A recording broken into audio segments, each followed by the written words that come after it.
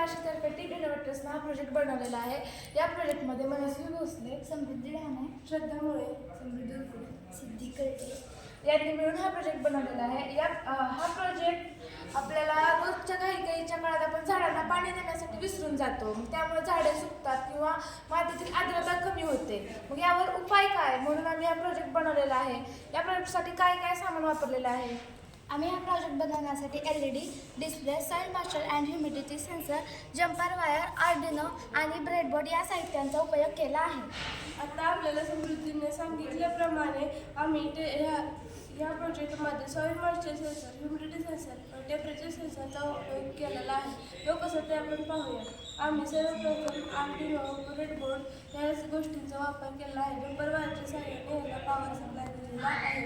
हा डिस्प्ले आपल्याला जो दिसत आहे यात आपण ह्युमिडिटी, टेम्परेचर व मॉइश्चर कसं असते ते बघू शकतो.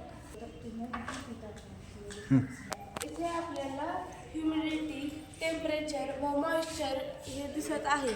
आपण सॉइल मॉइश्चर सेन्सरचा वापर मातीची आर्द्रता तपासण्यासाठी करतो.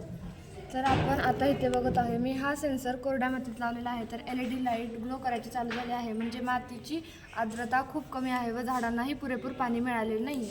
आता मी हा सेन्सर ओल्या मातीत लावत आहे. तर आता LED लाईट ग्लो करायची बंद झालेली आहे, म्हणजे झाडांनाही पुरेपूर पाणी मिळाले आहे व मातीची आर्द्रता भरपूर आहे.